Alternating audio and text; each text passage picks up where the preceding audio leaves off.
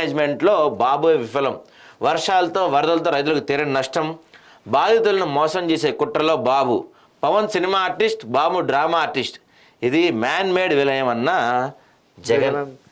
మీకు ఒక మంచి క్లిప్ చూపించే ప్రయత్నం చేస్తాను నేను. ఒక్కటి నిన్న మళ్ళీ ఈయన మొదటికి వచ్చాడు జగన్ అన్న,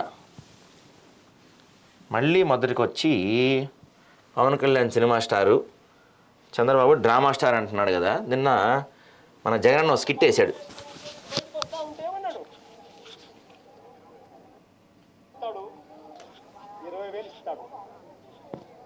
జగన్ అయితే 13,500 కదా, 20,000 ఇస్తాం.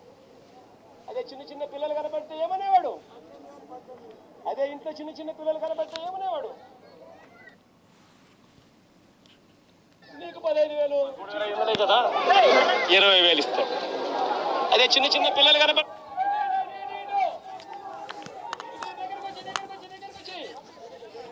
దగ్గరకు వచ్చి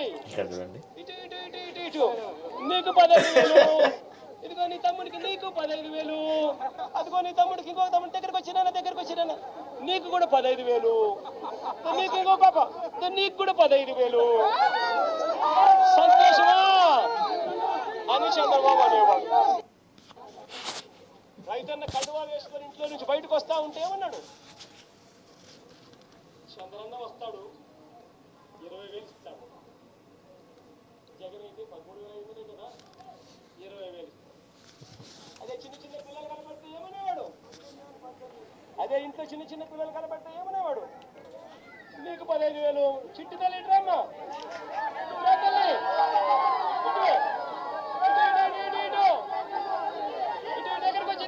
దగ్గరకు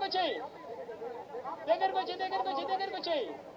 ఇటు నీకు 15,000, ఇదిగో నీ తమ్ముడికి నీకు 15,000, అదిగో నీ తమ్ముడికి ఇంకో తమ్ముడి దగ్గరకు వచ్చినా నీకు కూడా 15,000.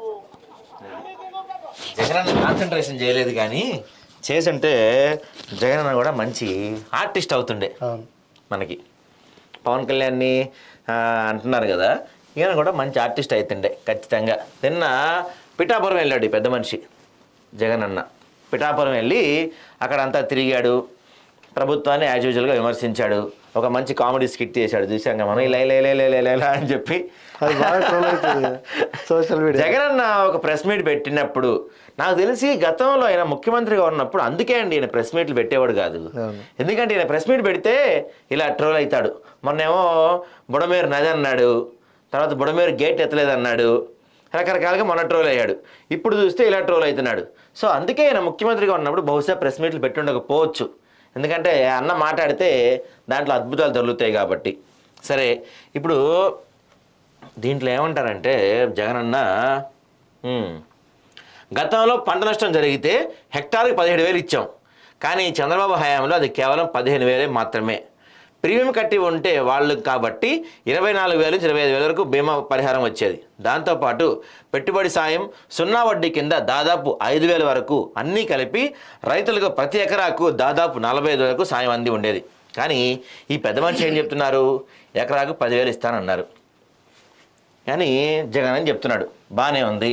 ఈయన గత ప్రభుత్వంలో పంట నష్టం జరిగితే హెక్టార్కు 17,000 ఇచ్చా అని చెప్తున్నారు. ఎక్కడిచ్చారు? రాలేదు అది ఎక్కడ. అంతెందుకు జగన్ అన్న, మీరు హుదూదప్పుడు ఇచ్చిన ₹1,00,00,000 విరాళమే ఇంకా అందలేదంట. దాని సంగతి చూడండి ఫస్ట్.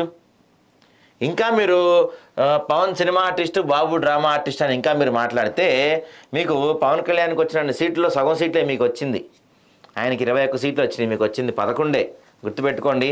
ఆ పవన్ మీద మీరు చేసిన దాడి, పవన్ మీద మీరు చేసిన వ్యాఖ్యలే మిమ్మల్ని 11కు ఉంచినాయి. ఇదే మీరు కంటిన్యూ చేసి నిన్న సరే కాకినాడ వెళ్ళారు, మీరు పిఠాపురం తిరిగారు, వరద బాధితులకి ఏమైనా తీసుకెళ్లారా?